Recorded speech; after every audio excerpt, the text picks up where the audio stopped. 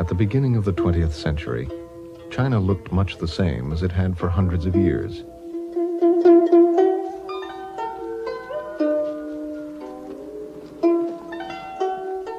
The country was still ruled by an emperor. Men wore their hair in long queues as a sign of subservience to the ruling dynasty.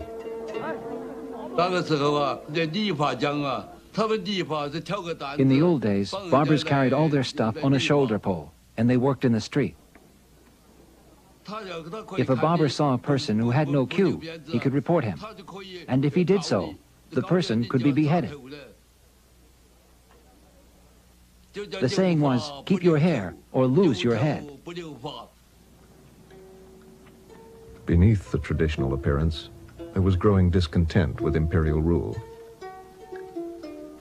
In 1911, a military revolt spread around the country, and the emperor was overthrown.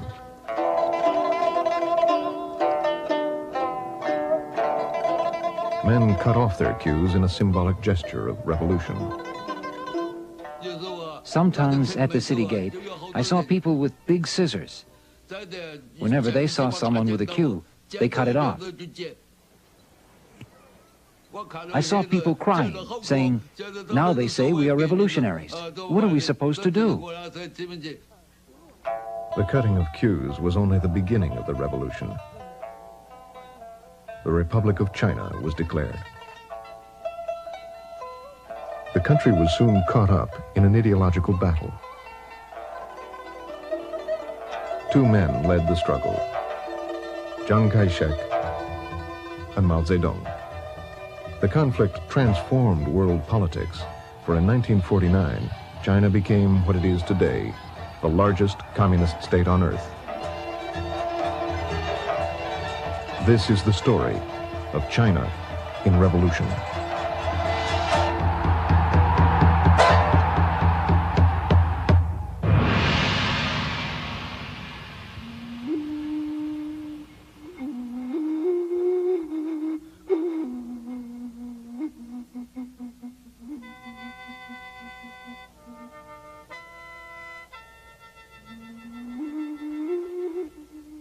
In the early years of the Republic, the central government was weak and ineffective. Dozens of military commanders, called warlords, moved into the political vacuum. In the early days of the Republic, the warlords fought each other. When I was a child in Guangxi province, I saw so many battles. You can't imagine how many battles were fought. Lots of people were so scared, they just went and hid. When warlords got into a fight, people's lives were completely devastated. The warlords were a diverse group. The warlord of Manchuria was a major figure in national politics. The opium warlord made a fortune growing poppies.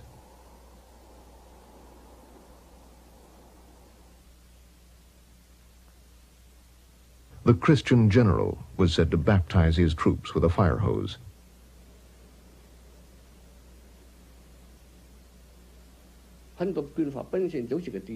Many warlords were landlords. They were often supported by a certain foreign power. In the early years of the Republic, China was torn apart by foreign powers.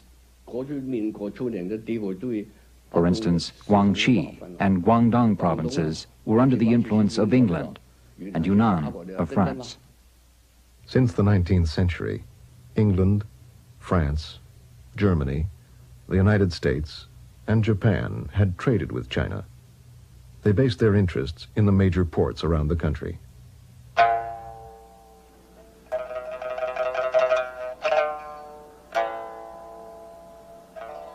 Most foreigners lived in special areas called concessions, which they controlled with their own local governments.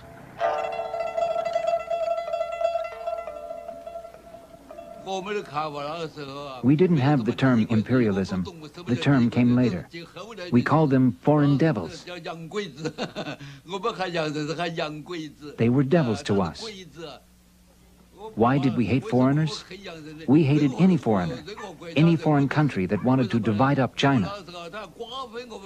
It was called divide up then, not invade. They wanted to divide up China just like cutting a melon into pieces. People used to say, now you want to divide up our country, you foreign devils. You're bastards. In May 1919, for the first time, Chinese took to the streets to protest this dividing up of their country. They saw that the problems of imperialism and warlords had pushed China to the verge of collapse. The demonstrations sparked a vocal nationalism and an intense search for political solutions. One of the few political leaders addressing these problems was Sun Yat-sen. Sun was the leader of a coalition group called the Nationalist Party. He was a charismatic man whose speeches attracted many to his cause.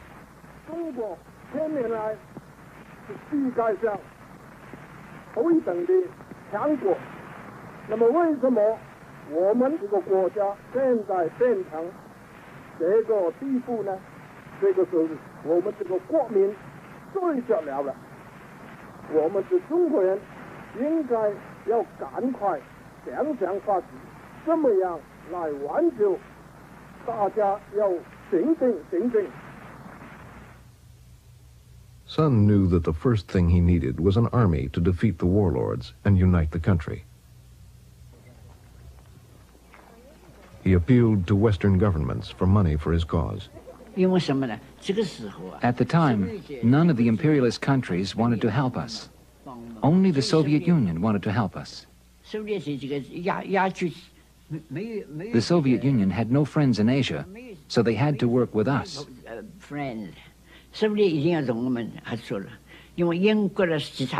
England and the other countries didn't want us to be united. It appeared the Soviet Union did want to help us. China had to be united, so of course we cooperated with them. One condition of Soviet help was that the Nationalist Party allow members of the newly formed Chinese Communist Party to join. Sun agreed, and in 1924, the Soviets helped him set up a military academy just outside Canton.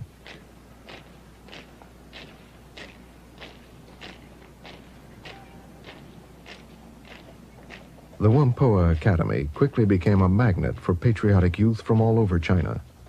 Some were nationalists, some were communists. Some were not affiliated with any party. They trained for a military campaign that would one day unite the country, the Northern Expedition. Sun appointed his protege, Chiang Kai-shek, commander of the academy. Chiang was a professional soldier. Like many of his generation, he had attended military school in Japan. He had worked with Sun for over a decade. Chiang's son remembers what his father and Sun Yat-sen talked about.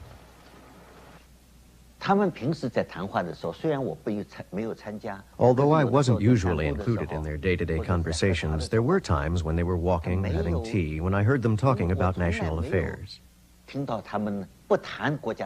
And when they talked about national affairs, they were very serious, very enthusiastic.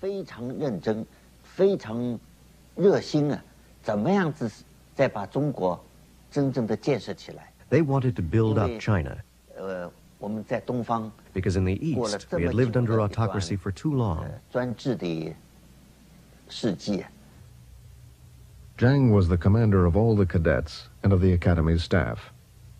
Many of China's future leaders were under his command. One of them was a young Communist Party member, Zhou Enlai. Zhou was the director of the political education department. Under his direction, the cadets watched and performed plays with simple political messages. Without revolution, there was no hope for this country, so political education was given on the front.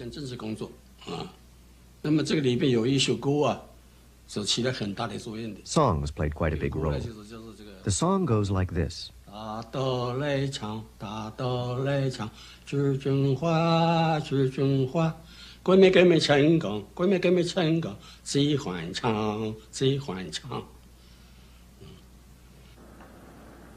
As his army trained, Sun and his wife Sung Ching-ling sailed to Beijing to negotiate with the city's warlord. But Sun was ill with cancer. He died soon after arriving in Beijing on March 12, 1925.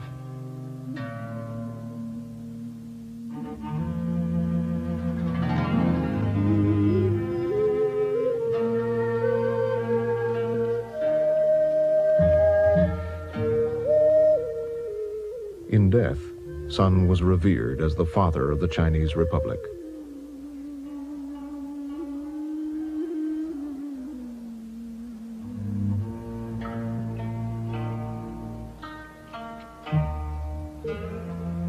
There was no one of his stature to take over the leadership, and a struggle for power in the party began.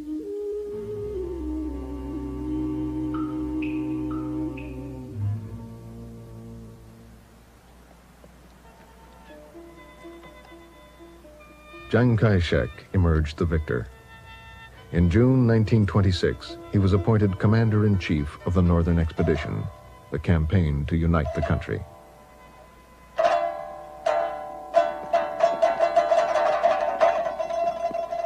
A month later, the young army set out.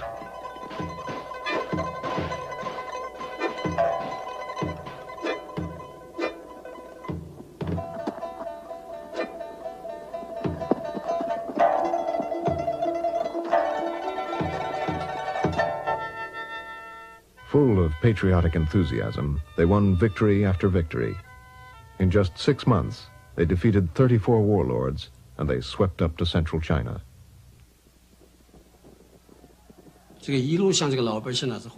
All along the way, the people welcomed us.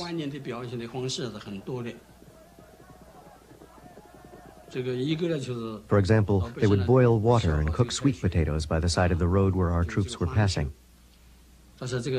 They would say, "Brothers, come and eat and drink. Help yourselves." The army was well disciplined then. And so the soldiers and the officers, they always paid for whatever they ate and drank. When the Northern Expedition Army reached our region, they held mass rallies. Everybody went. At the rallies, speakers talked about the cooperation between the nationalists and the communists. They called for the defeat of the northern warlords and the imperialists, and they asked peasants not to pay land rent and debts. I didn't know much about revolutions then. I didn't know a thing about communism or opposing imperialism. But it seemed like a good idea to fight exploitation and the northern warlords. Many in the Army's propaganda teams were communists. They explained the goals of the Northern Expedition, and they called for the end of many deeply ingrained social customs. Wang Ping soon joined the communists. We knocked down Buddha statues in the temples.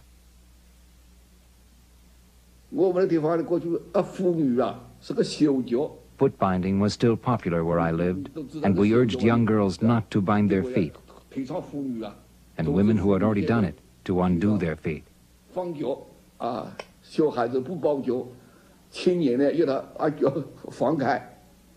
At first, we didn't know better, and often we ordered people to do things against their will. If a young woman refused to cut her hair, several of us would hold her and cut it anyway.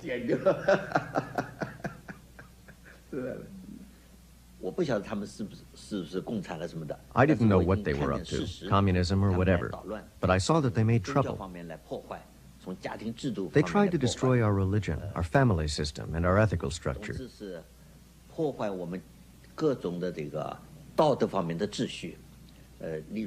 For instance, young people's respect for the old. My father told me that the biggest fault of communism was that it was inhuman. So what seemed to be cooperation between the nationalists and the communists during the northern expedition was actually only our temporary concession.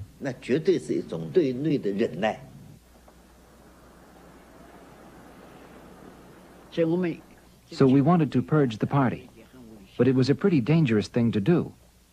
We could have been finished off. Both sides might move at the same time. The communists were all among us. The problem was how to do the purge. Chiang planned to purge the communists when his army reached Shanghai. Here, communist workers, led by Zhou Enlai, had formed armed guards and taken control of the city.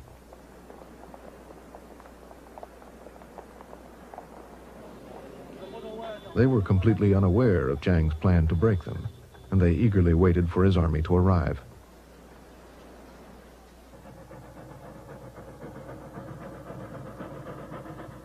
Nationalist troops moved into Shanghai.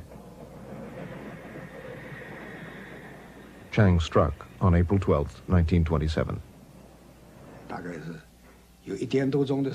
About 1 in the morning, I saw some guys in plain clothes run over.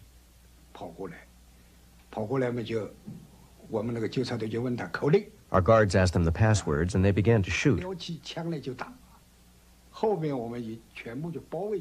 We were already surrounded from all sides, and there were machine guns positioned at the intersections on the streets. They were standing there.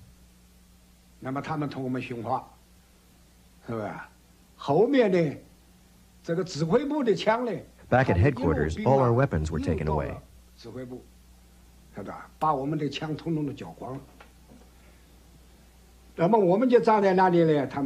They warned us, your workers' guards are disbanded. Go home and don't make trouble.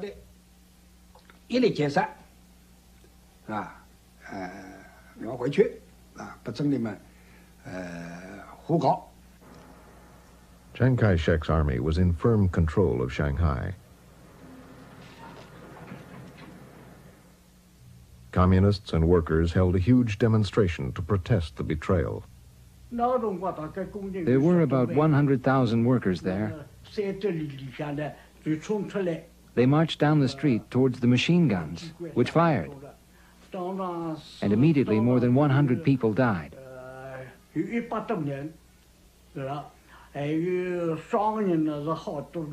Many more were wounded. Many were injured. It was raining that day. Bashan Road was a river of blood.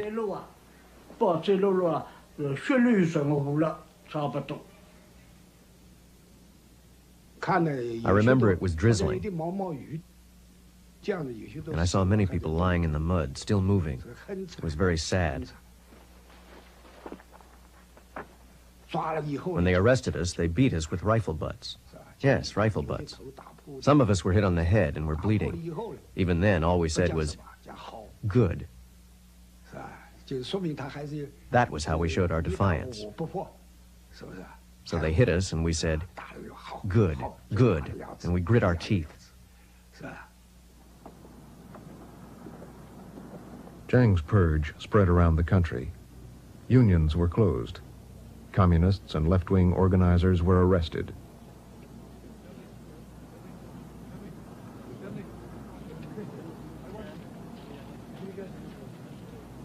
Thousands were executed.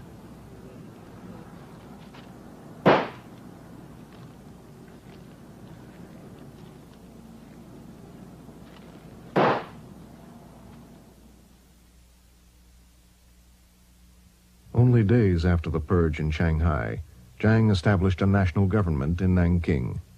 He now controlled China's economic heartland, and over the next few years, he expanded his control.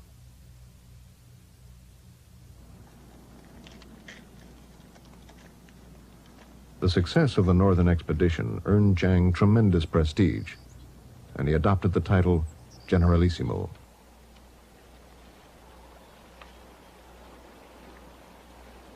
Chiang had made himself the heir to Sun Yat-sen. He strengthened this position by having Sun's body brought to the new capital in an epic journey.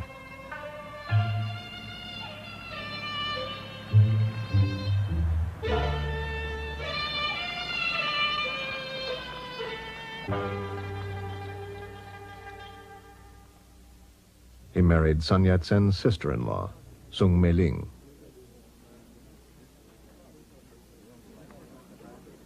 She came from a wealthy Methodist family. She had gone to school in the United States, and her English was excellent.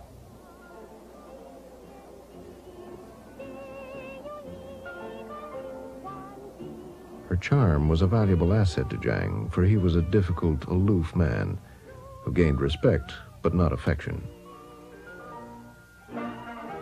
To many, especially in the cities, it seemed a new era was beginning. People were more open to the West than ever.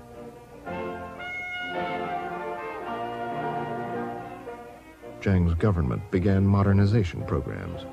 The modernization is the way we keep our ancient traditional virtues, but we adopt Western technologies and Western modern social science in a way that brought to the poor. Specifically, I noticed the medicine, the building of new hospitals. It was a time of construction. Transportation and communications were modernized. The currency system began to be unified. Education was expanded.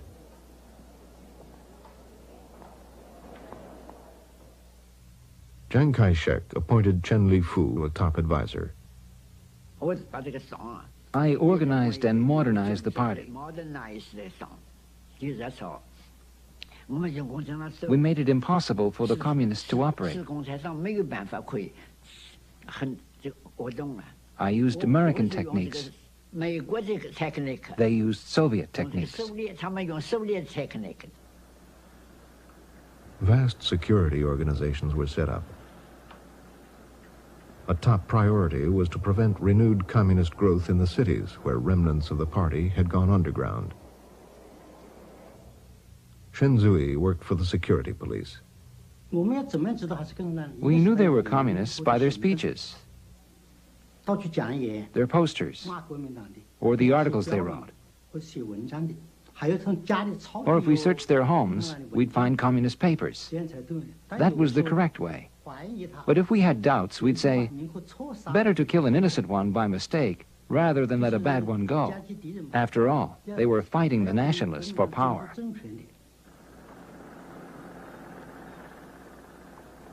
In spite of the security police, the communists began to rebuild support in cities where working conditions were often brutal.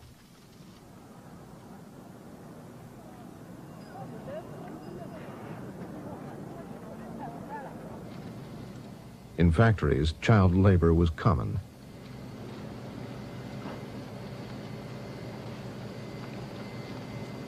In silk production, very young children worked plucking cocoons from boiling water.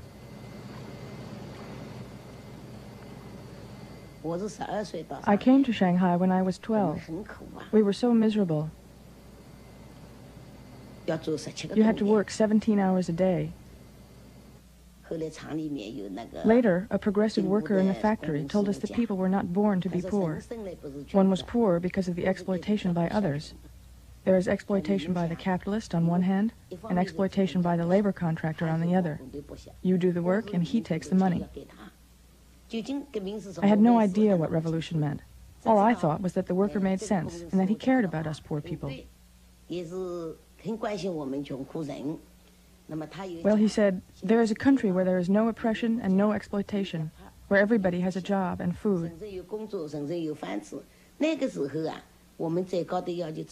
All we dreamed of then was of having food. So when we heard of this country, we wondered where it was.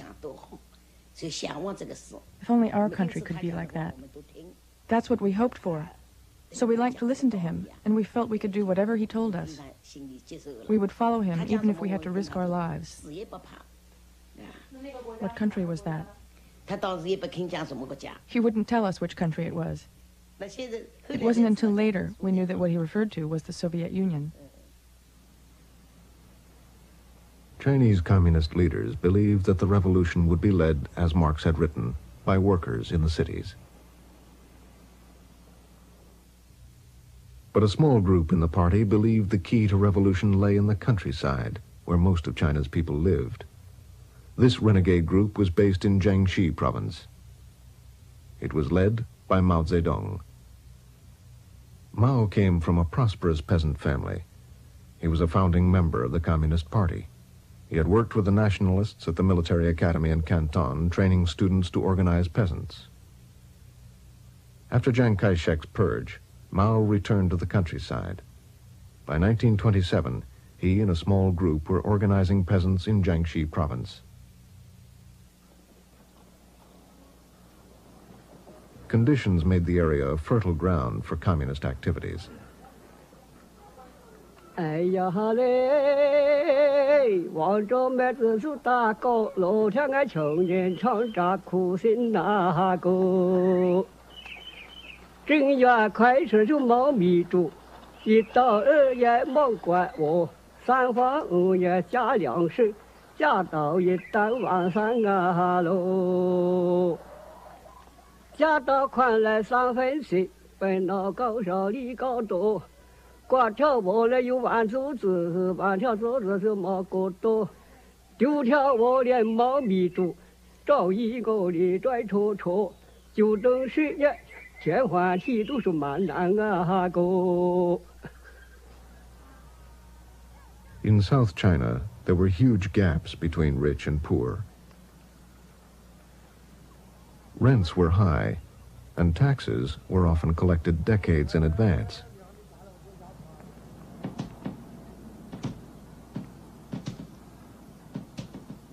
Landlords were called the masters of the earth.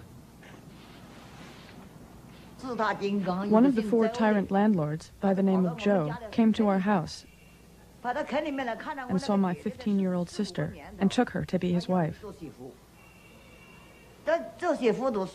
He not only wanted to take my sister, he also wanted me to be his maid. I was only 7. My father refused. So he demanded 1,000 silver dollars to buy a maid instead. My father didn't know what to do. Rather than let me be a maid, my father sold me as a child bride.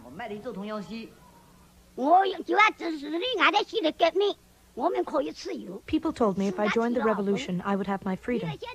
I could choose who I wanted to marry. If I didn't join, I'd have to marry this man who was over 30. So I thought if revolution could save me from this, I would join. The communists organized peasant associations and began social reforms. Their actions unleashed pent-up hatred of local landlords, and violent class struggles soon erupted. We smashed the landlord's opium pipes and took away his grain and clothes. He started looking for his money. The landlord wasn't home. His wife was hiding in the attic where rice straw was stored. We found her. We questioned her for several days, and then we killed her.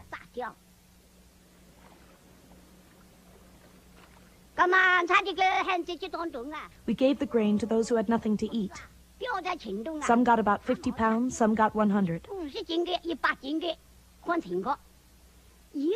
We gave the clothes to those who just didn't have any, so the poor were really eager to join us. By 1930, the communists had set up a government in Jiangxi. Mao had joined forces with Zhu De, another veteran revolutionary. Their men formed the Red Army, which Liu Hanshao joined. I often saw Chairman Mao. He was tall and thin. When he went out, he rode a white horse. We didn't have cars then. When he went to work, he would be followed by 8 security guards, 3 to carry lanterns and 2 to carry his lunchbox.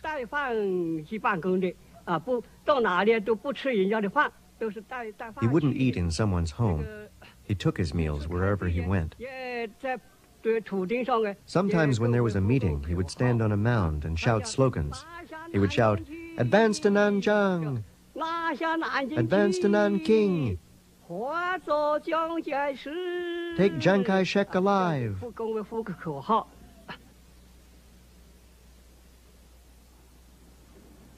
Although the communist area was relatively small, many nationalists were frightened by the violent events there. Chiang Kai-shek was concerned. The people under attack, the middle and upper classes, were the base of his support. He launched a series of military campaigns in Jiangxi.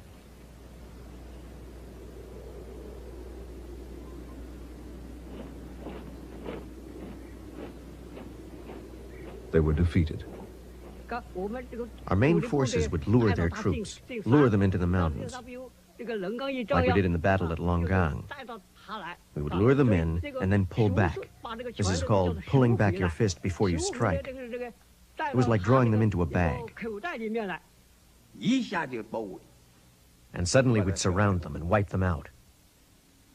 Understand? We'd lure the enemy deep, deep into the Soviet area, and then suddenly surround them. We wiped out their 18th Division this way. All 9,000 of them, from the commander down to the cooks. Not one escaped. This is called mobile or guerrilla warfare. Chiang's forces were defeated by these guerrilla tactics 4 times, but he continued to attack. In 1934, he launched an ideological offensive called the New Life Movement, a mixture of traditional Confucian values and European fascism. He hoped to create a disciplined and orderly society by reforming social behavior. People were instructed to button their clothes, stand straight, and not to eat noisily. The movement only reached a small section of the middle class and failed to solve the peasants' problems. But Chiang's 5th military campaign was a success.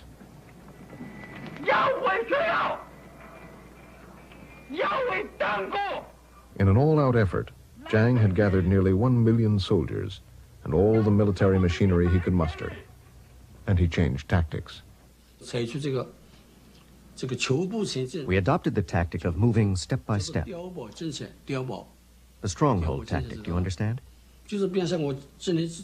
For instance, I could walk 20 miles a day, but instead of 20, I would only do 10. Then I would stop and dig trenches and build blockhouses.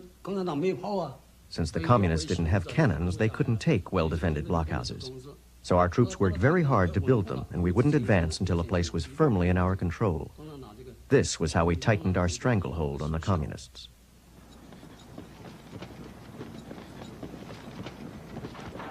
As the nationalists began their new tactics, the communists changed theirs. That was when our party made one of its biggest mistakes, the biggest.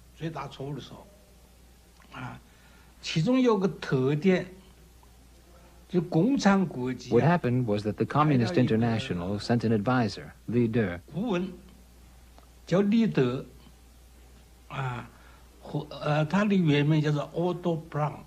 whose original name was Otto Braun.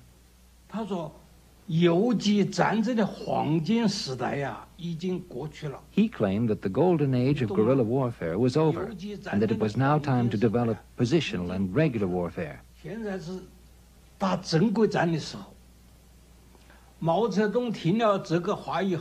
When Mao heard this, he realized that he and Li De would never agree. And after that, Mao didn't go to any more meetings of the military committee. Communist Party leaders supported Otto Braun, the German Comintern representative. Mao lost his position as head of the government, and his guerrilla tactics were abandoned. Then we used blockhouse warfare to deal with their blockhouse warfare. It was tit for tat, but of course it didn't work.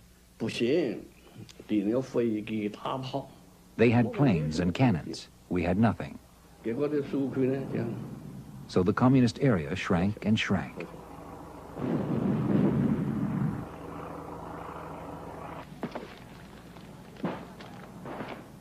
The nationalists were winning.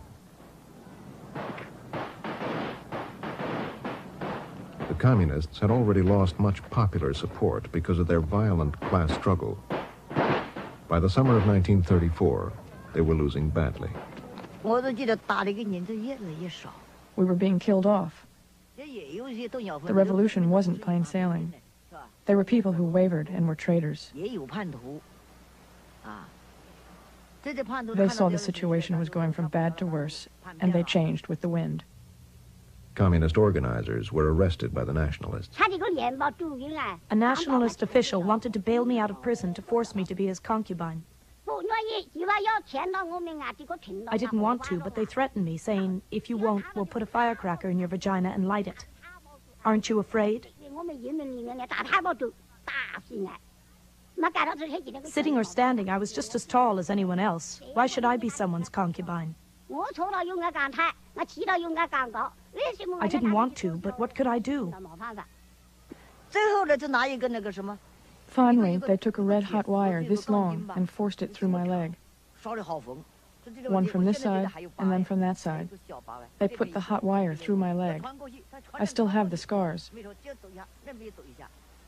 I was hung up by the arms. I was tortured 3 times, and then they let me down. I was too numb to feel any pain. My interrogation went on from 9 in the morning till 4 in the afternoon. Then they dragged me back to my cell and said, "Tomorrow we'll send a platoon of soldiers and rape you to death." That really frightened me. I wasn't afraid of being killed, but how could I stand being raped? Though they were just threatening me, they really made it look real. When I was taken out the next morning, there really was a platoon of soldiers waiting.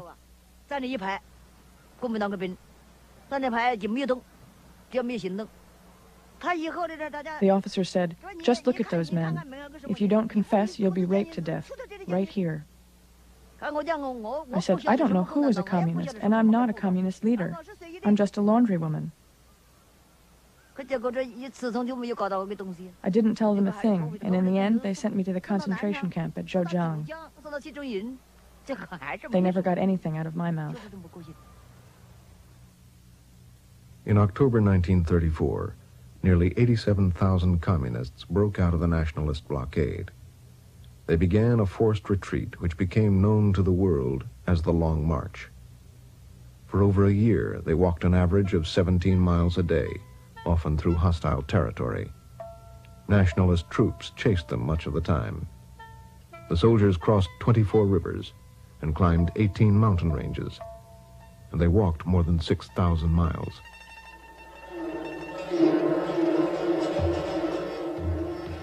For the survivors, it is remembered as one enormous battle going on forever.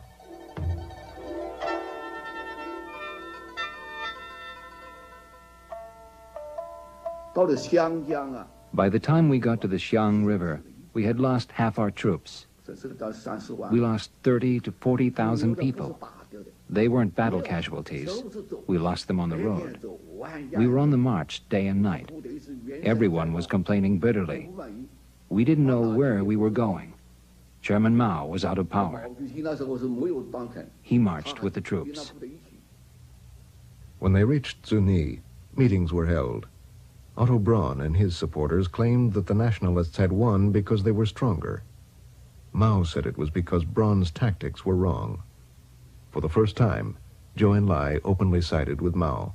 Zhou Enlai disagreed. Zhou did not think we had lost because of the enemy's strength, but because of our own strategic and tactical mistakes, since we had won in the past. Then Mao spoke. The atmosphere was calm. Everyone was reasonable.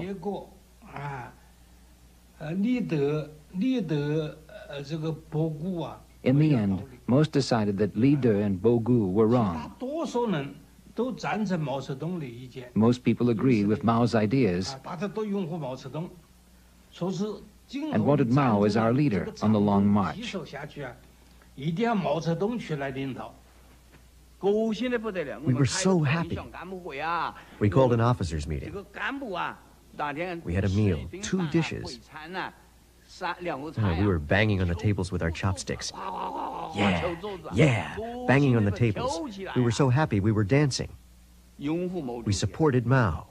That's what it was like, I'm telling you. The meeting was a victory for Mao and his belief in guerrilla tactics. He became the leader of the Long March, and soon of the entire Communist Party. Otto Braun lost his influence. From this time on, the Chinese Communists received virtually no help from the Soviet Union. The march went on. The soldiers continued to face the threat of relentless nationalist attack, and nature, which was often just as lethal.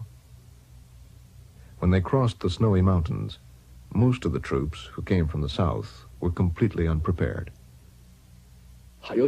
It was snowing, and there were hailstorms. I had to stop because it was too slippery, and if I fell off the edge, it would be all over.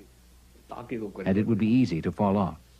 So I decided to take my shoes off and walk barefoot. When my feet touched the snow, it was impossible. The coldness started from my feet and slowly climbed up my legs. My legs went numb. I couldn't walk. Then I saw Yan Chenqing. He was wearing a pair of straw sandals, and he had an extra pair. He couldn't stop walking, so he just threw the sandals to me and kept going. By then, the cold was already up to here. When it gets to your heart, you die. After I put on the straw sandals, I stamped my feet for a few minutes. And I could feel my legs again, and I could walk.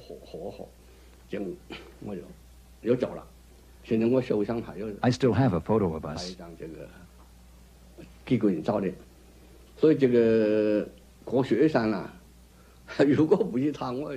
If it weren't for him, I'd have died in 35 in the snowy mountains.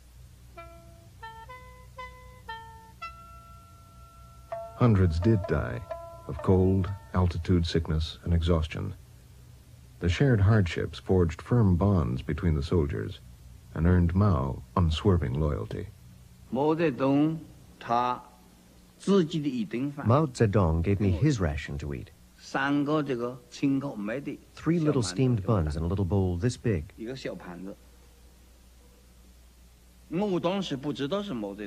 first I didn't know that it was Mao's.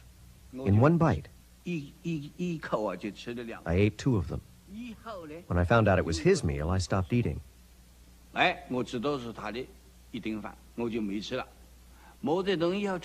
said, "You must eat.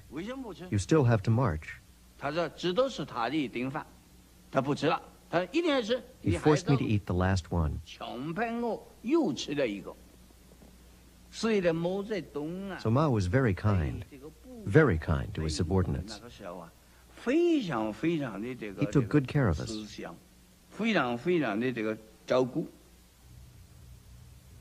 The army now had to cross the grasslands. More people died here than on any other part of the march. There was nothing there, absolutely nothing. As far as you could see, all there was marsh, the endless marsh. No trees, no houses, nothing.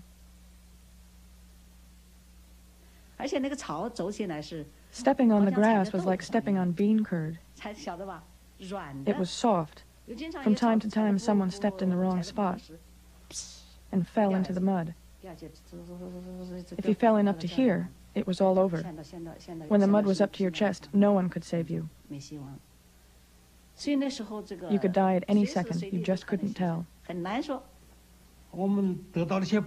We finally got hold of a newspaper and learned that there was a communist base in northern Shanxi province. It was only then that we decided to go there. We needed to rest and regroup.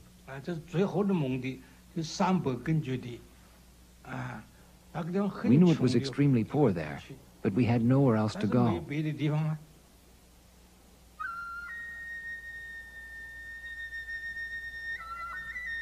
The Communists reached Yan'an, the end of the Long March, in the fall of 1935. 95% of the Red Army had been lost.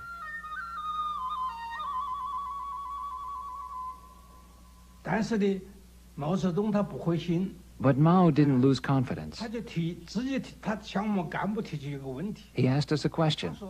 Although there are now only 6,000 or 7,000 of us left, are we stronger or weaker than before? His answer was that we were stronger. He said the people who remained were gold.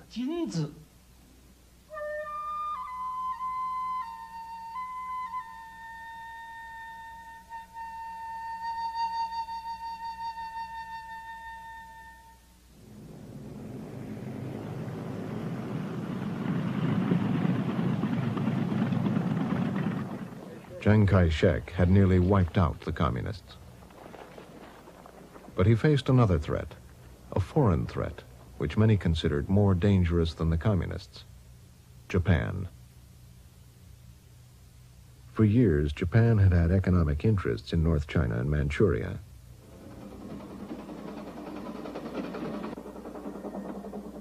Throughout the 1920s, it expanded its interests and defended them with increasingly hostile military activity. Japan's aim was to colonize China. The Japanese posed the greatest threat to the warlord of the region, Zhang Shiliang. Zhang Shiliang was one of the most powerful men in China. He was the Generalissimo's second in command, and he retained his own huge, well-equipped army.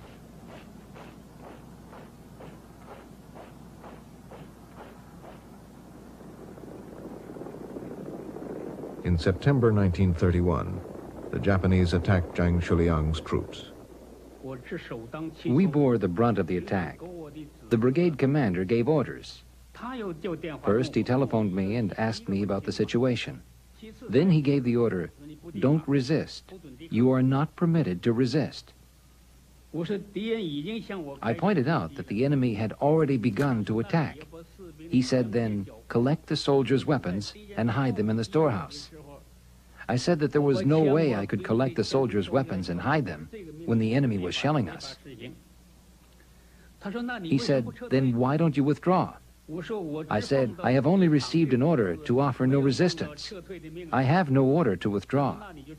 He said, "It would be better if you withdraw, otherwise you will be held responsible." Then the phone was cut off. The Chinese troops did not resist, and the Japanese quickly seized control of all of Manchuria.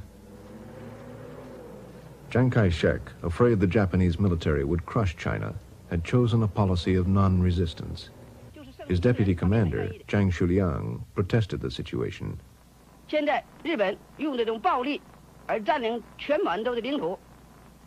Many held him responsible. Others believed he had received orders from Chiang Kai-shek, and they blamed the government. We should have resisted. If I had been brigade commander, I would not have withdrawn. I would have resisted until daylight. When a foreign army attacks the cities of another country in broad daylight, I don't think that can be justified to the world. We have a saying, an army is maintained for 1,000 days to be used for one. Why didn't they fight? I was very angry.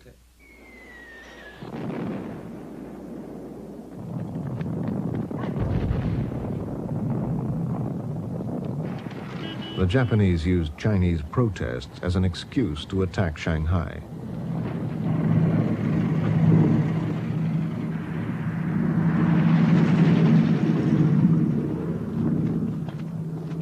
This time, there was hard-fought resistance. Hello, everybody. This is Floyd Gibbons speaking. This was the last stand, the last barricade of the Chinese forces of the 19th Route Army that opposed the advance of the Japanese Marines through these ruins. Hardly a month ago, families lived in these places, fathers, mothers, and children. This was all that they had in the world. In that part of Chapei occupied by the Japanese, all means of communication are being destroyed. All Chinese found in this quarter are forced to undergo a thorough search as snipers. Possession of arms is taken as conclusive evidence of guilt, and the punishment is certain death. A ceasefire was declared in Shanghai, but prospects for peace were dim.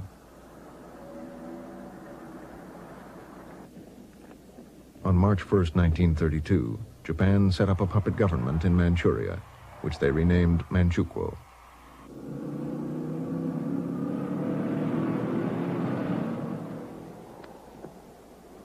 They installed the former boy emperor Puyi, now a young man, as head of state.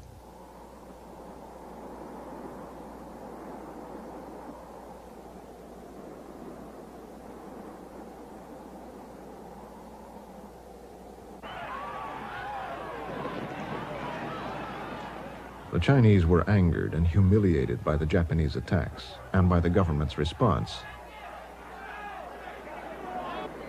These feelings were expressed in demonstrations, the arts, and in feature films. 同胞们，起来！起来，去杀尽我们的敌人！同胞们，走！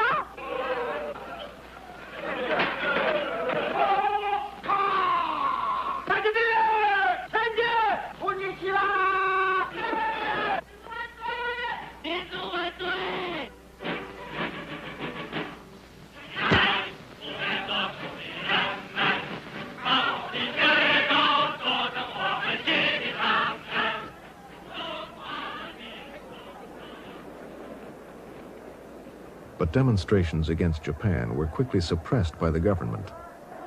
Chiang Kai-shek was afraid these disturbances would provoke another attack, which China would not survive. We weren't ready. We couldn't let a little event trigger a war between China and Japan before we were ready to fight.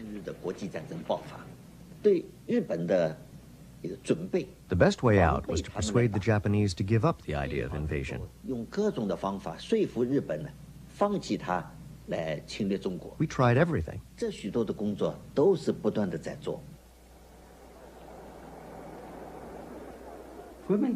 nationalist policy was that to resist foreign aggression, the country first needs internal pacification. This was stated by Chiang Kai-shek, and it was in all the papers. It was absolutely necessary to wipe out the communists before we could fight Japan. Mao and Zhu De knew that Chiang would strike while they were still weak from the long march. In an effort to prevent this and to harness popular anti-Japanese feeling, Mao called for the nationalists to unite with the communists against Japan. Mao declared, "We cannot even discuss communism if we are robbed of a country in which to practice it." But Chiang continued his plans to attack the communists. Again, Zhang Xuliang, seen here next to Chiang, disagreed. He and his men only wanted to fight Japan to recover their homeland. But they could not make the Generalissimo change his mind. In December 1936, in a desperate act which shocked the country, Zhang Xuliang ordered his commander kidnapped. Sun Mingzhu and some heavily armed soldiers stormed Chiang Kai-shek's residence. When I got to the bedroom, I saw that it was a mess and no one was there. I felt Chiang Kai-shek's bed. It was still warm, so I knew he hadn't been gone long.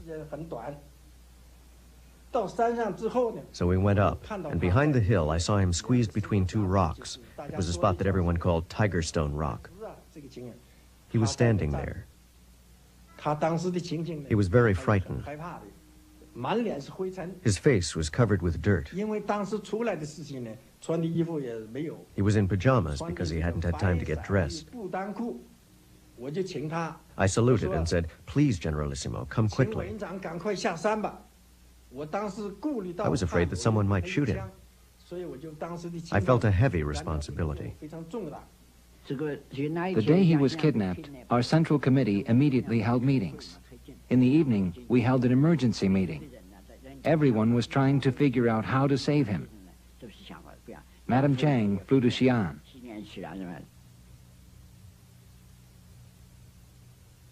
Chiang Kai-shek feared he would be put on trial and executed. If anything should happen to Mr. Chiang, no one in China would be able to fight Japan. Nobody would be able to stop Japan, and the Japanese would certainly march into China. That would be certain. No one would resist. All China watched as his fate hung in the balance.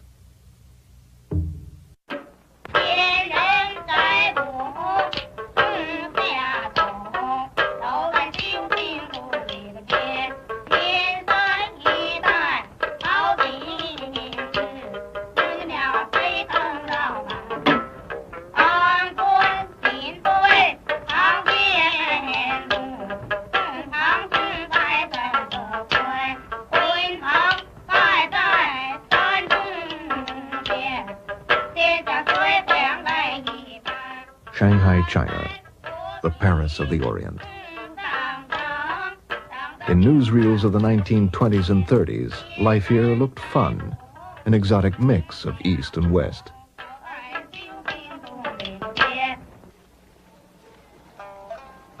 The reality of China was different. Most Chinese lived in the country, where their lives continued largely untouched by the 20th century.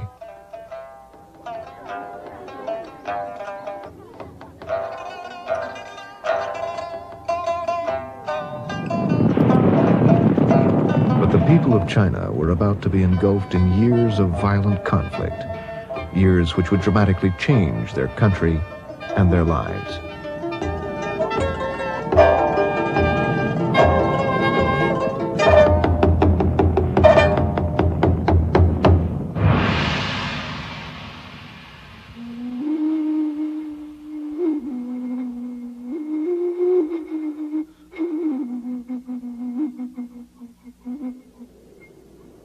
In these years, China's leader, Chiang Kai-shek, faced two major threats to his power.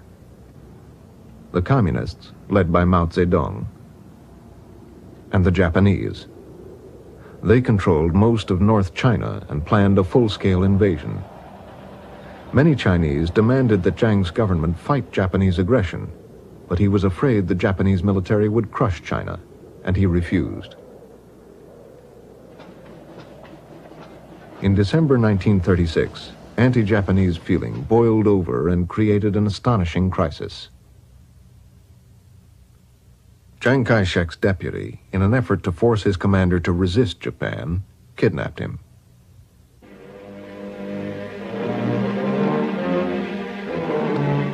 New thunder over China, a storm which the world fears. Through the team faces the shocking news of the kidnapping of Chiang Kai-shek, who is given credit for unifying the nation. Some say the most ominous kidnapping in history, which threatens world catastrophe. And now again the whole world... As the world waited, Madame Jiang flew to be with her husband. Zhou Enlai for the Communists went to help negotiate. The negotiations went on day after day. Finally, Jiang was released. Everyone had recognized that he was the only man who could lead the country.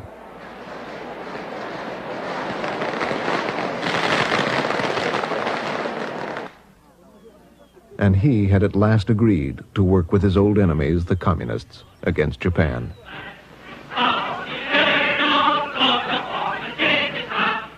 It was the beginning of the United Front. Mao Zedong's Communists and Chiang Kai-shek's Nationalists would stand up to Japanese aggression together.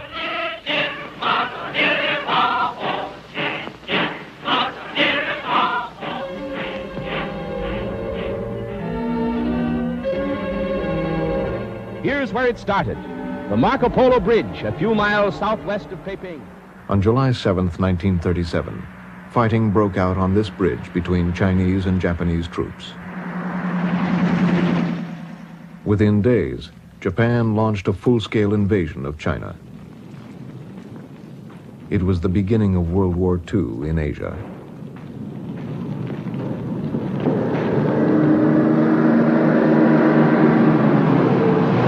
The Japanese easily overpowered united Chinese resistance. They took Beijing in days, and then Tientsin.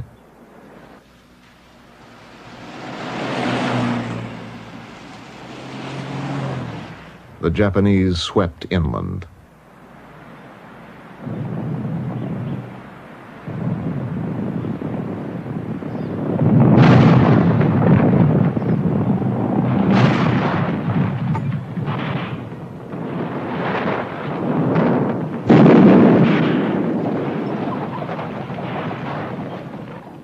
October 1937, they arrived outside Meihua village, a few miles from these scenes. Japanese devils entered our village from the west side. They started killing and burning their way through the village. They were just brutal. They killed 46 families and even every animal they saw. Then they got to my home. We were hiding in the cellar. Japanese devils shot into the cellar. We children all cried, "I want to get out, I want to get out." When my father got up, 3 devils stripped him to the waist and tied him up.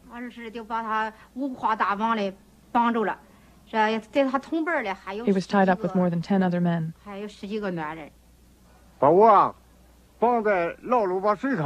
I was put in the pit. It was full of people. They'd been there a long time. The Japanese kept bringing more and more people. I was there for hours. Later, about another 200 people were pushed in. The pit was full.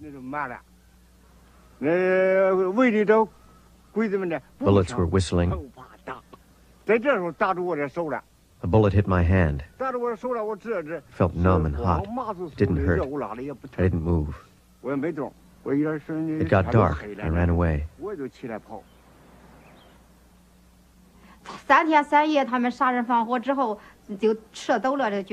The Japanese killed and burned for 3 days and nights.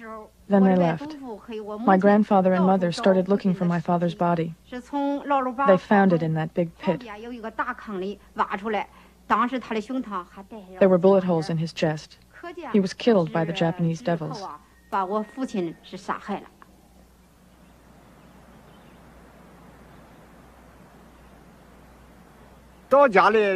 When I got home, I pushed the door open.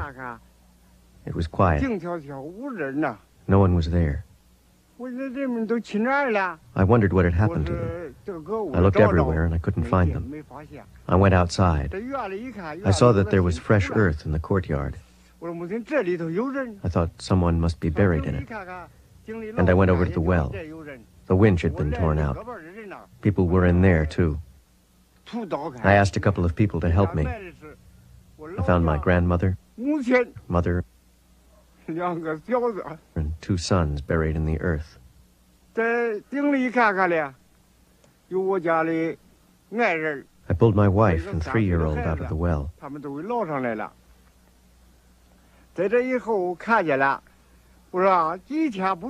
I hadn't seen them for just a few days. And now none of them could ever talk to me again. It was too horrible. I buried them. That's all.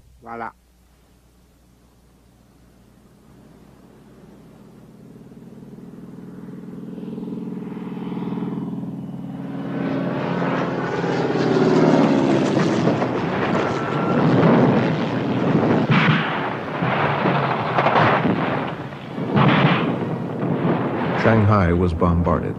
There were huge civilian casualties.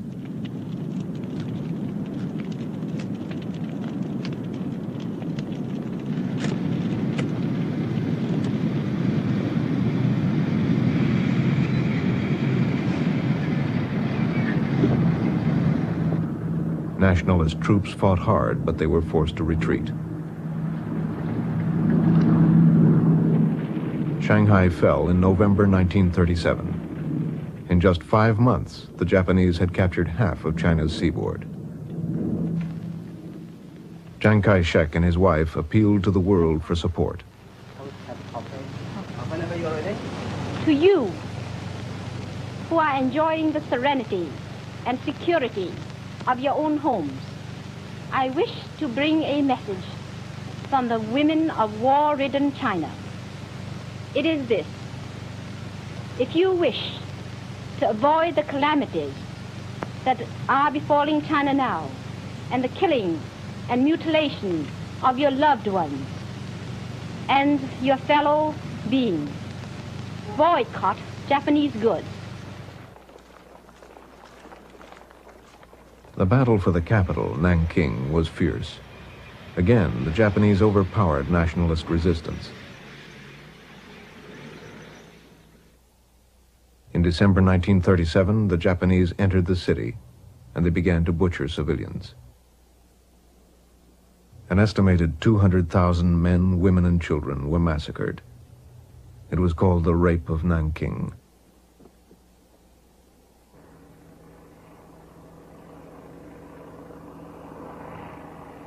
By June 1938, Chiang was desperate. He ordered the dikes of the Yellow River broken, hoping the flood would stop the Japanese forces. The people in the area were not warned. For them, it was catastrophic. 11 cities and thousands of villages were flooded. Millions were made homeless. Hundreds of thousands died. And the Japanese continued.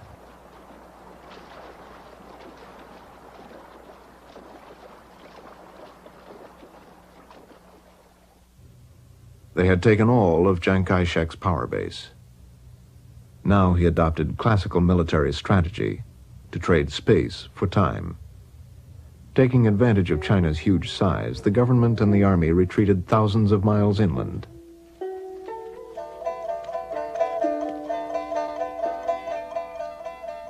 Schools, universities, and businesses followed, and people.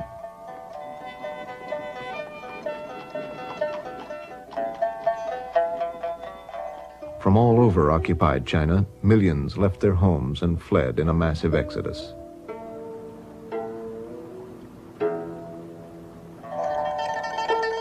The government moved to Chongqing in Sichuan province.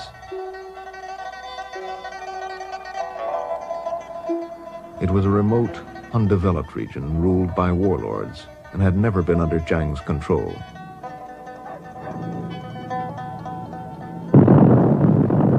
The Japanese bombed Chongqing for weeks at a time. The war effort was hopelessly undersupplied and underfunded.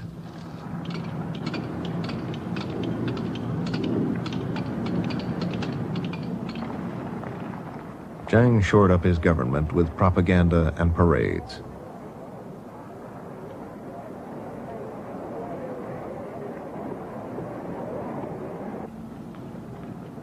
To boost morale, Madame Chiang Kai-shek toured hospitals and orphanages.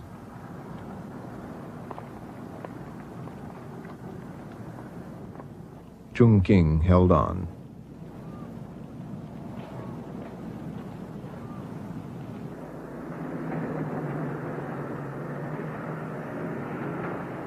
Many other Chinese traveled to the northwest, to Yan'an, where the communists had set up their headquarters after the Long March. They came because they wanted to fight Japan, and because there was a sense here of building a new society.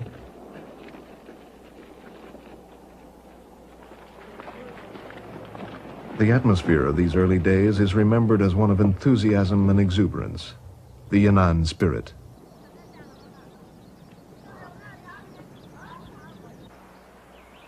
Yan'an was still small enough that most people had contact with the leadership.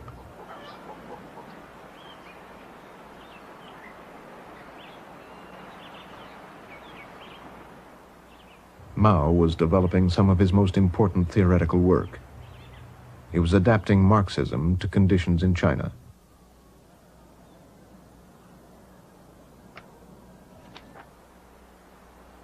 His theories were studied by all who came to Yan'an. I went to the anti-Japanese university in Yan'an in the fall of 1938. We had classes on current affairs, philosophy, and so on. None of us minded the hard conditions. At night, we shared huge beds. Each person had just this little space, about a foot, one next to the other. We got up early in the morning. We did morning drill, and we learned how to use weapons to fight the Japanese. The term was only a few months long. Then we would be sent to the front, and we sang this song.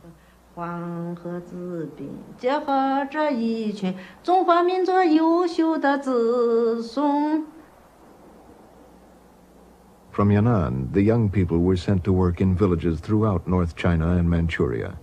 They recruited anyone who would resist Japan. They also changed the face of North China by initiating moderate reforms, reducing land rent and taxes.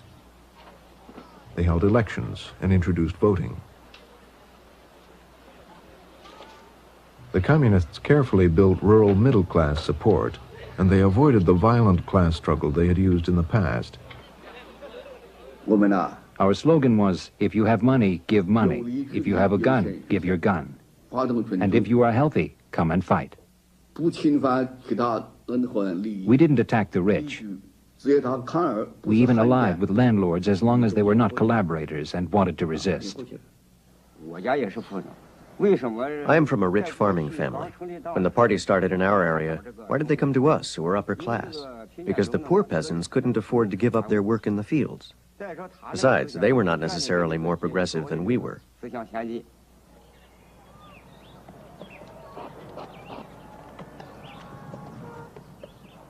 Women were the most constrained by tradition. Even in the early 1940s, many young girls still had their feet bound, and they were often treated as virtual slaves by their families.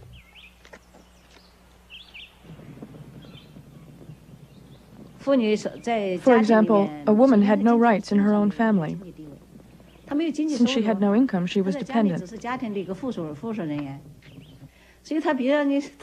When someone knocked on the door asking, "Is anyone home?"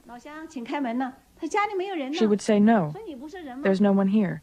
See, she didn't even think of herself as a person.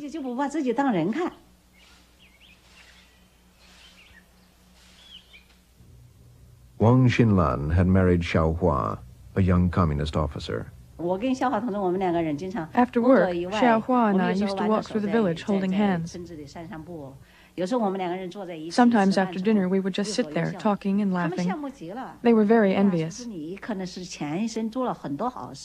They said, "You must have done a lot of good in your previous life, for God to have given you such a good husband." I said, "That's got nothing to do with it. It's because women like me have changed our political status. We are independent people. Among us, men and women are equal. We are equal even though he is the husband and I am the wife." We tried to explain this to them. It was all very surprising to them. The communist call to fight Japan, combined with their moderate social reforms, had a powerful appeal.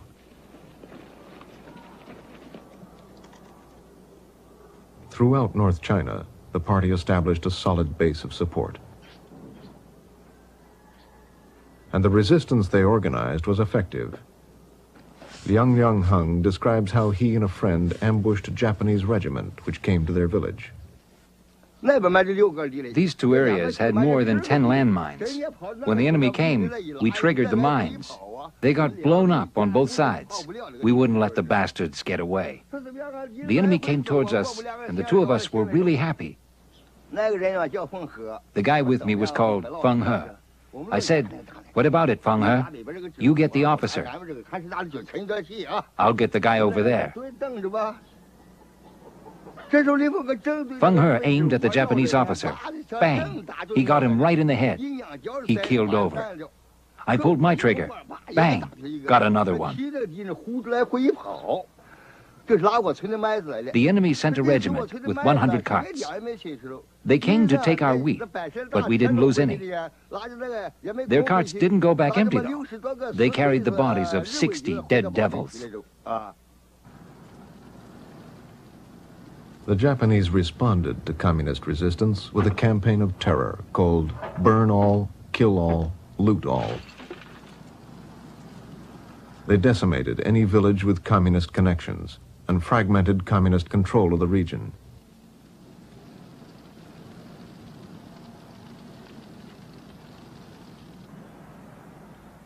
The communists and nationalists were still officially fighting Japan together, bound by the United Front. But there were frequent clashes between the two sides. In January 1941, nationalist forces suddenly attacked a communist unit. The unit was wiped out. It was the end of the United Front. Mao sent a message to Chiang Kai-shek. Those who play with fire ought to be careful. If things continue to develop this way, all the people of the country will throw you into the gutter. Chiang's response to a journalist was, "The Japanese are a disease of the skin. The communists are a disease of the heart."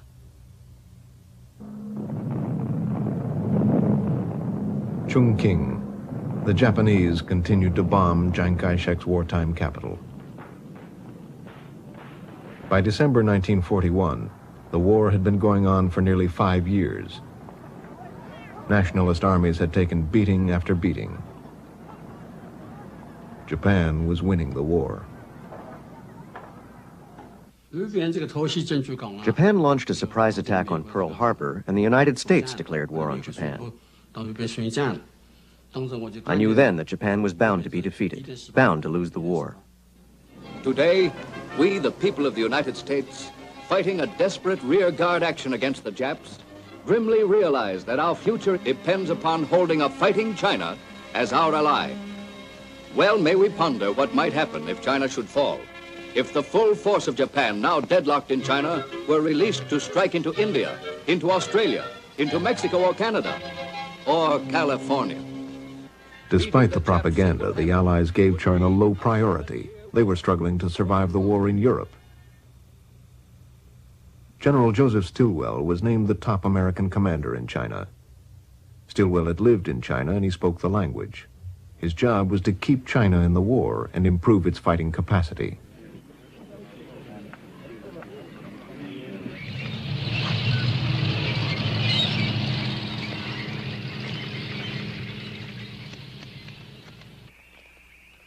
He commanded Chinese troops, and he believed that, properly trained, they would be among the best in the world. But he railed against the nationalist command. He would speak in expletives to me about the Chinese generalship, because he would find them pig-headed, vacillating, they'd change their mind. And again, Jiang would not want to commit a large force to gain an objective. He would send it in driblets, and it would then be consumed by the Japanese in driblets.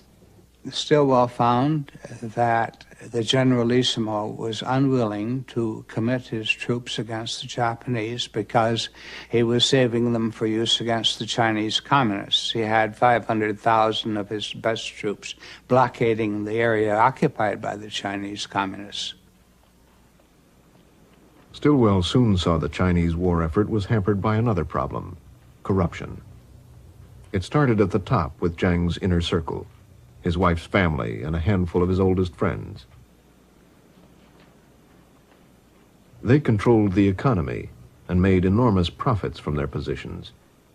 Jiang himself was never accused of corruption, but he did nothing to stop it, and it spread to all levels in the nationalist government. Those it hurt most were the ordinary soldiers Stilwell was trying to command. Conscripts were treated brutally. They were afraid we would run away, so they would tie 5 or 6 men together on the same rope. That's how we traveled. We were strung up in groups. I saw hundreds of our conscripts strung up and pulled along on ropes.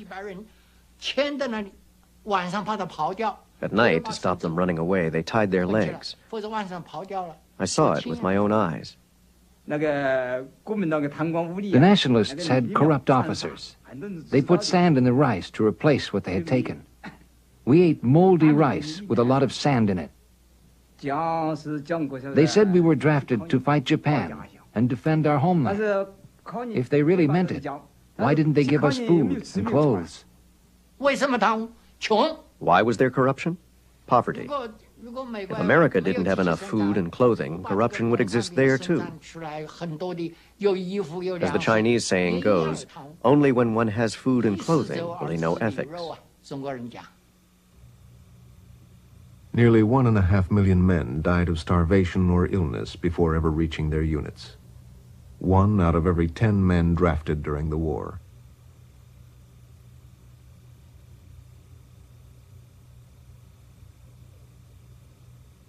Stilwell and the Foreign Service officers filed reports about nationalist corruption and other problems to no avail.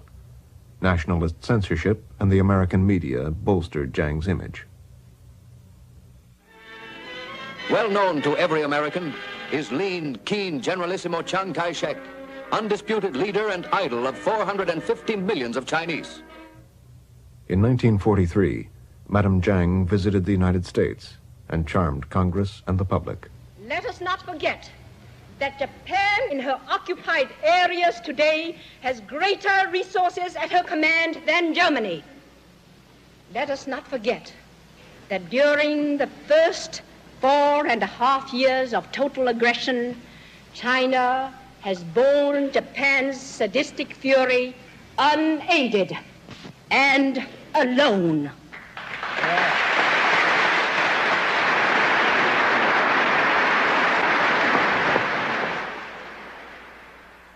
She repeatedly requested huge amounts of money and supplies for the government. When the U.S. Treasury expressed reservations, Jiang threatened to sign a separate peace with Japan. And so millions of dollars were sent. No one had to account for the money, and much of it simply disappeared. To be fair, I must say that in any government, at any time, there will be situations we don't like. Some unfair and illegal behavior. This can happen in any country, any government, at any time. Especially during a period of bad economic conditions after years of war. Naturally, some people are tempted by material things.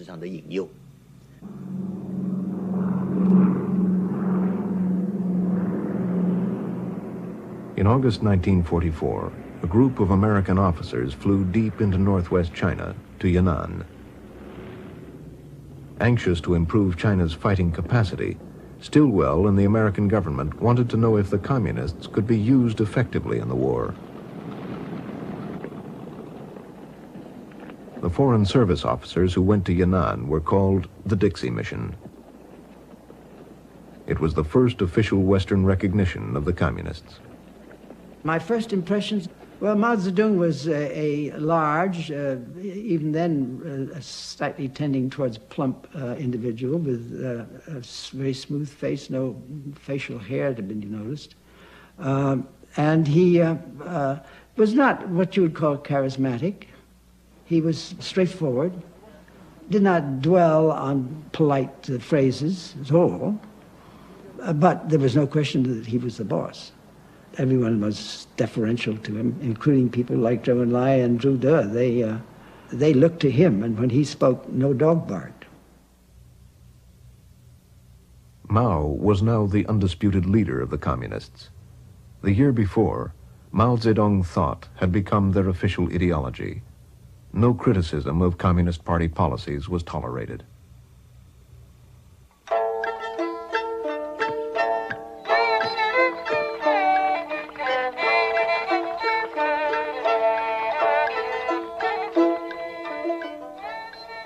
The communists wanted to create a good impression, for they wanted American help in the immediate struggle against Japan, and they hoped for long-term support when the war was over. The American officers spent a year in Yan'an assessing the communists' organization and their military potential.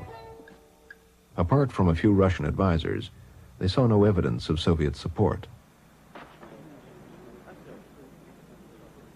With full U.S. government approval, the Americans instructed the communists on strategy and weaponry. They watched guerrilla tactics.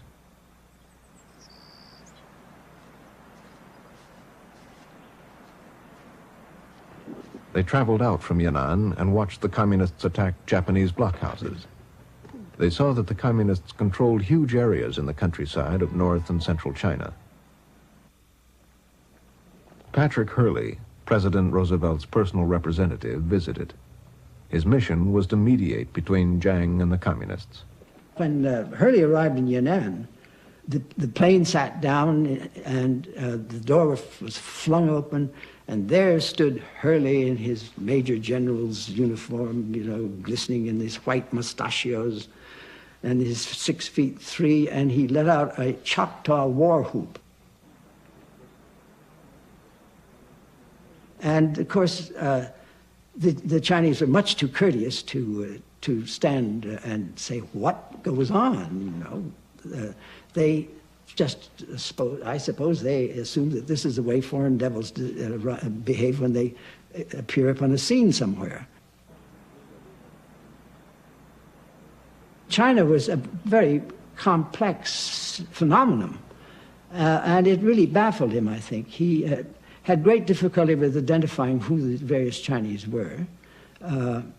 He had, Mao Zedong was Mustang, and the nicknames that grew up there in an attempt to identify people was a very clear indication that he really was somewhat at sea, shall we say. Despite cordial appearances, Hurley's mediation went badly and led to deep communist mistrust of him. Hurley supported Chiang Kai-shek and did not seem to take the communists seriously. The Foreign Service officers made a different assessment. I reported on the communists after my visit there that I thought that they would probably win in China. And the reason I think that that would happen is that they had popular support. I mentioned, I think at the time, that they were a democratic force. That was a misnomer. They were a popular force, and they had a popular support. And only in that sense were they democratic. Relations between Jiang and Stilwell were deteriorating. Stilwell, on behalf of the American government, demanded that Jiang make sweeping changes in his army. Stilwell talked about the bad things in Jiang's government and Jiang's arrogance.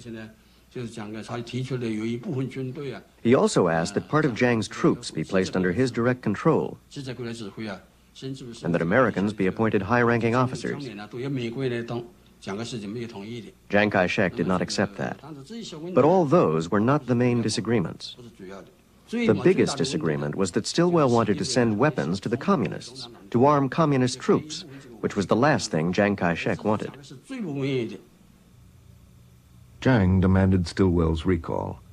John Davies asked for a transfer.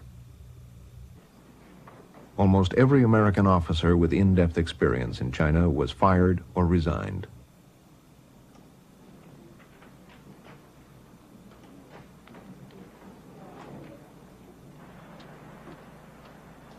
Jiang now had undisputed control of China's war effort. Stilwell was replaced by General Wedemeyer, who was much more sympathetic to Jiang. And the war with Japan was soon to be over.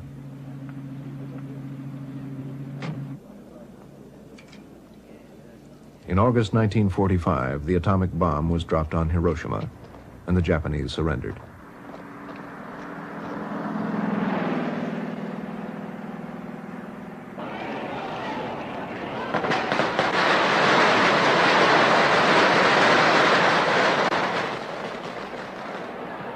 In the victory celebrations, Jiang was the hero of China.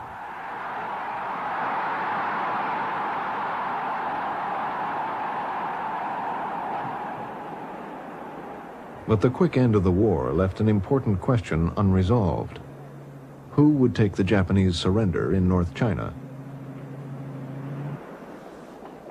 The communists raced to get their armies north.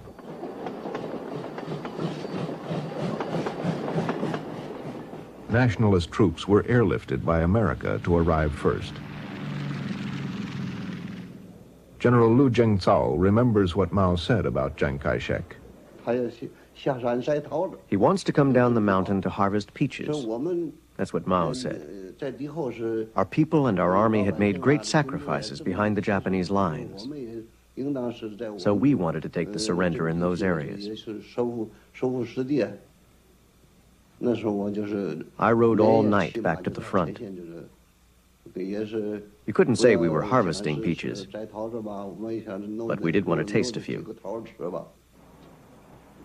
Civil war seemed inevitable. Patrick Hurley, now U.S. ambassador in China, persuaded Mao to go to Chongqing for talks with Jiang.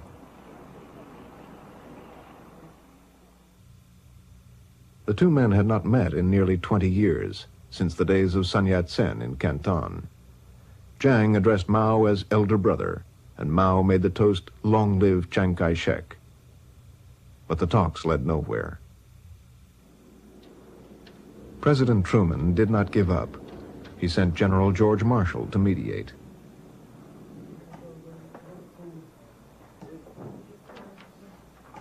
An agreement was signed, and then quickly broke down.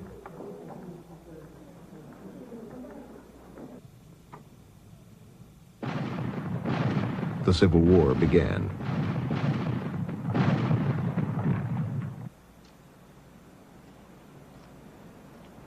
At first, it went badly for the communists. In March 1947, Mao announced to his troops that they would withdraw from Yan'an because of a successful nationalist advance.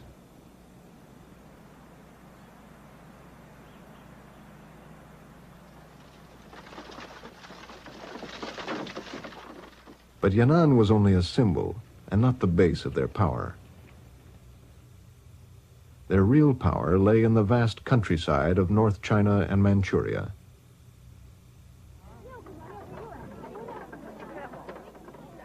It had been built up during the war with Japan, when moderate reforms had attracted support from all economic levels of society.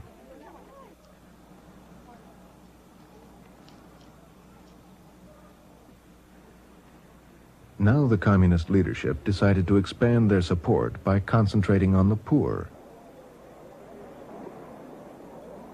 They launched a radical land reform movement, attacking their old allies in the prosperous middle class. In Li Laoqi's house, we first drove out his cattle and pigs. Then we took all the furniture, cabinets, and trunks out of his house. We took all his clothes, too. After that, we shut him up in a small room and told him to write a confession.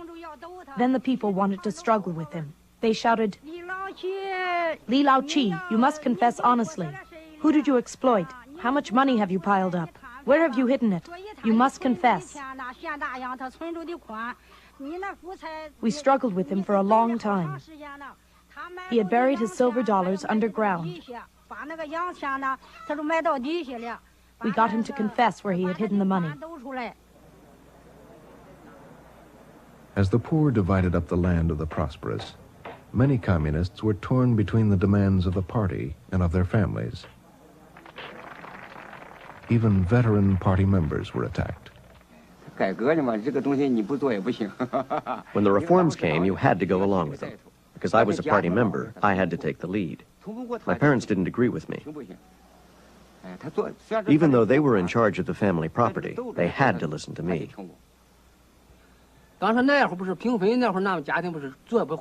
At the time of the land reform, my family had a new cart, a horse, a donkey, and about 5 acres of land. We had a large family and enough food. And so one night, they sealed up our house. All the landlords and rich peasants were locked up in one spot before the mass rally. I went and saw the situation was no good. I was afraid the struggle meeting might go wild. I was scared. The meeting began. My father was Wang De, and they tied him to a post. Everyone in the village was there, and then they went crazy. Some innocent people got beaten and some bad people got beaten. Village leaders tried to control the mob. They even sat on the landlords to keep them from being torn apart.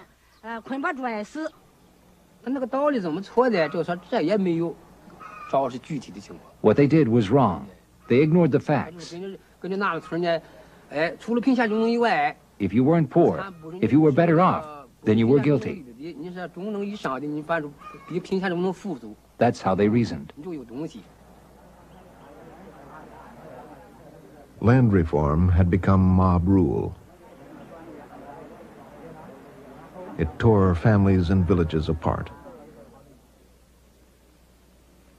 The communists began to lose support.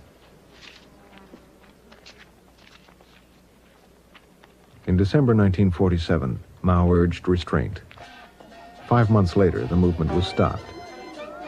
The communists tried to minimize the damage and backtracked to their moderate wartime policies. They managed to salvage peasant support.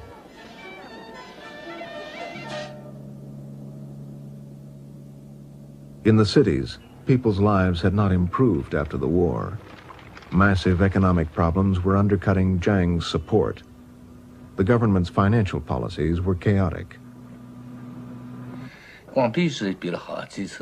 The currency system changed many times. The old Fabi paper money was changed to the new Fabi paper money.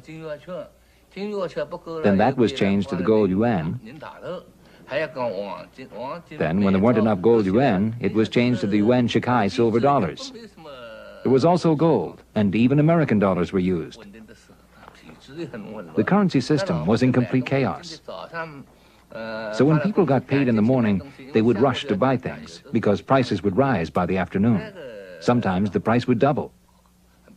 People had a rough time. The homeless and starving filled city streets. Black market trading and corruption were widespread.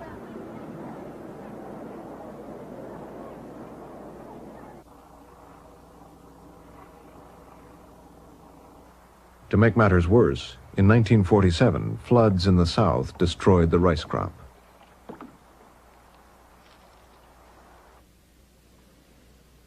And in the north, there was a devastating famine. In response, the United Nations Relief Agency sent millions of dollars in aid. America continued to send vast quantities of war surplus and millions more dollars to help Jiang in his struggle against the communists. Many were certain that Jiang's family was embezzling huge amounts of this aid. He and his wife continued to ask for more. In 1947, President Truman sent Albert Wedemeyer back to China to assess the situation. Although it was clear that Jiang's government was corrupt and losing support, for America there was no alternative. Wedemeyer urged Jiang to effect immediate, drastic political and economic reforms. At the same time, he recommended more U.S. aid. Wedemeyer's recommendation that we continue to support the government of Chiang Kai-shek has to be considered in the context of the times of the Cold War, in which the Chinese communists seemed to be allied with the Russians, and the hope that somehow or other military aid might contribute to the survival of Chiang Kai-shek's government. But American aid could not win the war for Jiang. He made the crucial mistake of overextending his forces in the north. The communists responded with a change in tactics. They mounted a major offensive against the nationalist armies in the cities.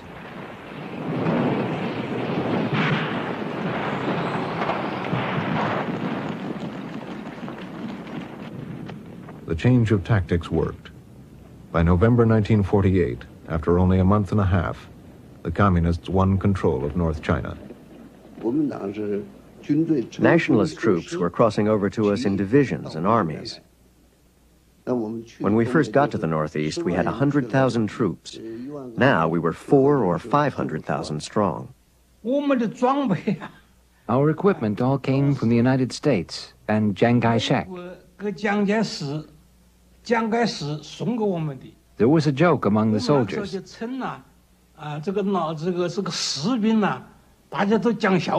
They said that Chiang was our best supplier of American weapons. That was the joke. They said that after we win, we'll give him a medal that weighs a ton.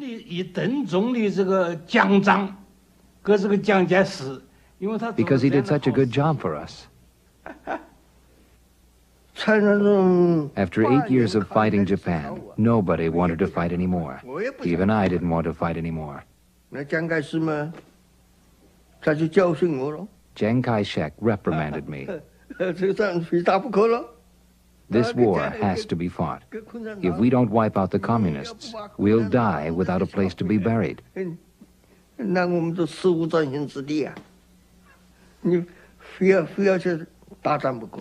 We've got to go all out.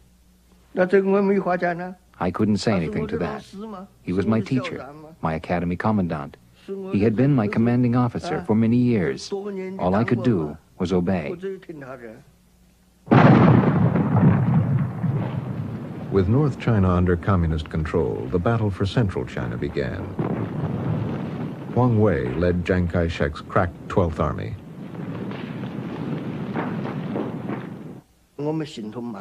Our movements were slow.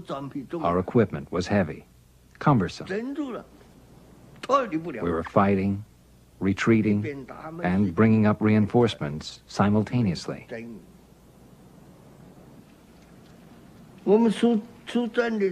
Our formations were beaten back bit by bit.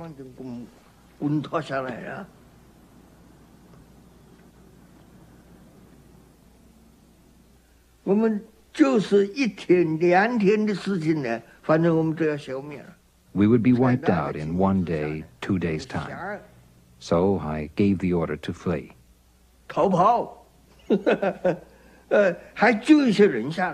That saved some people. On December 15th, we broke out in several places. My deputy commander and I got into a tank and fled. We fled to a place about 15 miles from Chuangduiji.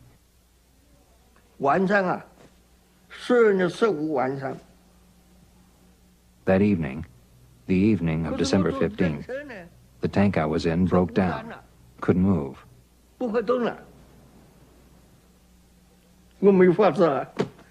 So we got out and fled on foot. The communists were everywhere. And they caught me. I became their prisoner.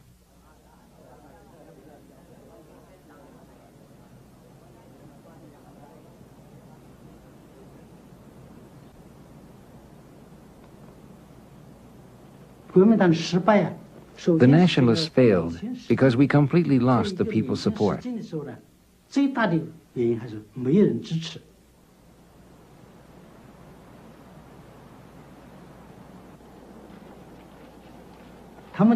I had heard that during the northern expedition, the people gave us flowers and food. During the war against Japan, the people provided intelligence and helped us resist the Japanese. Once the Civil War started, we couldn't find anyone to give us even road directions. There's a saying in China, the water that carries the boat can also overturn it. On January 21st, 1949, 11 days after the battle for central China, Chiang Kai-shek resigned.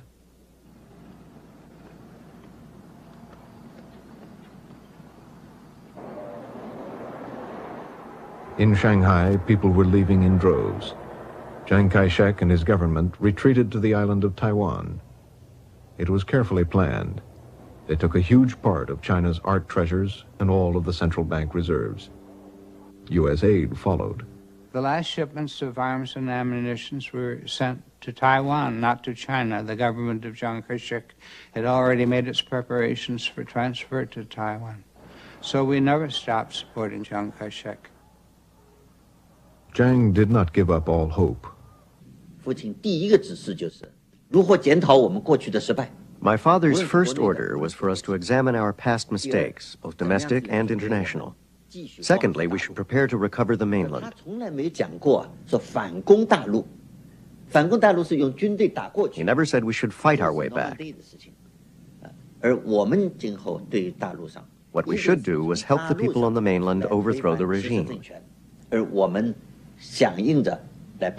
So we've been making preparations based on this order since the first day in Taiwan.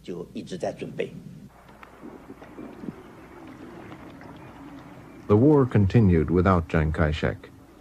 The communists prepared to cross the Yangtze River, heading for Nanking and Shanghai.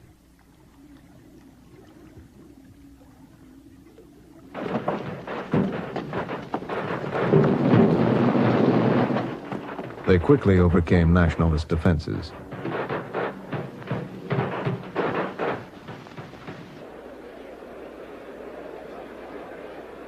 With the communists just outside Shanghai, the remaining nationalist police stepped up their anti-communist activities.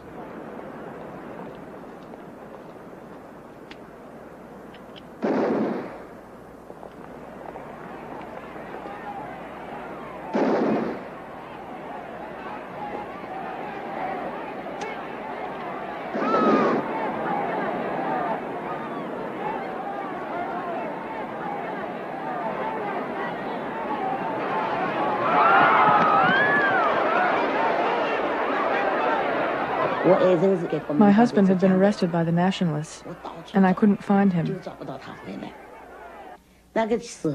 I was both happy and worried at the same time. Happy because the revolution would soon succeed, that was obvious, and worried because my husband had been arrested, and we didn't know where he was.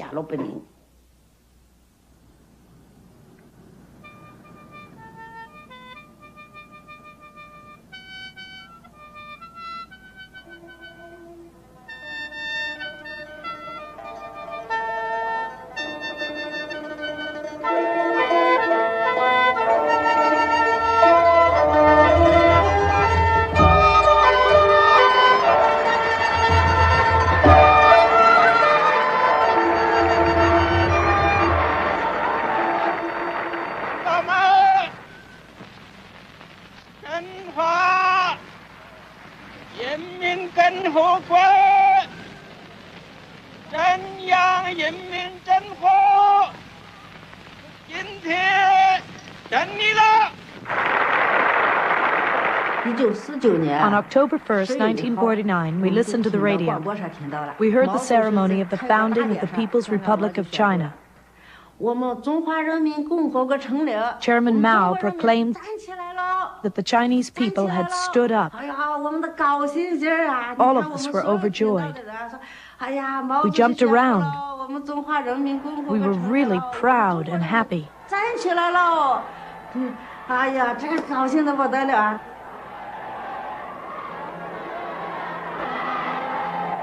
My daughters were very young. They asked why there was so much excitement.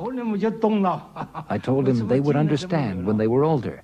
As for me, it was the day I'd been working for all my life.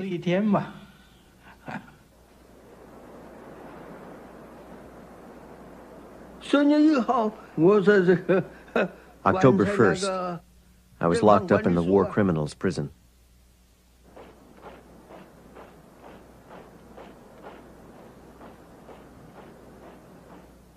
I had no desire to go on living, but I couldn't just die. I was very stubborn. I really couldn't change the way I thought. So I was locked up in thought reform for 27 years. This man, I think he was a great man. He was a hero.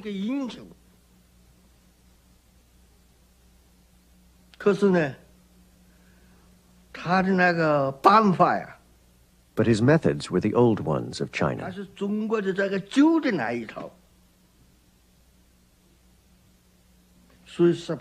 And he lost. I put my life on the line for him.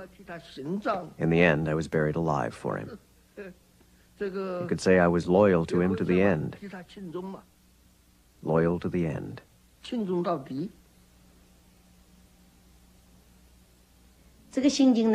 I felt happy on the one hand, because I had been looking forward to liberation so much, and it had come at last. On the other hand, I felt sad, for my husband was dead. But then we thought that people always die in revolution. No death, no victory.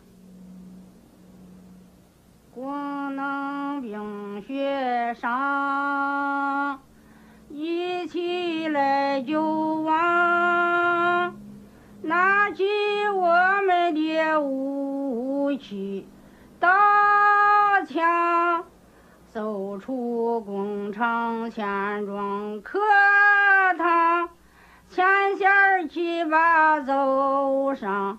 民族解放的战场。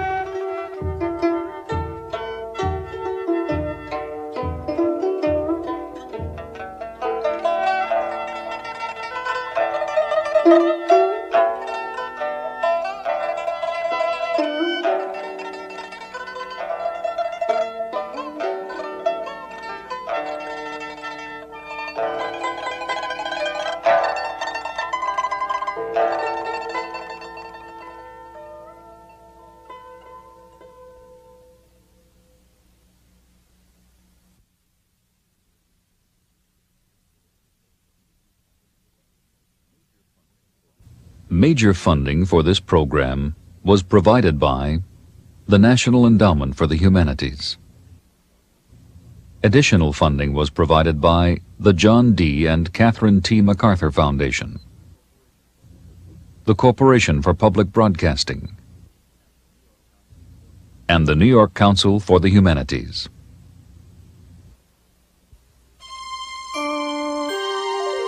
This is PBS.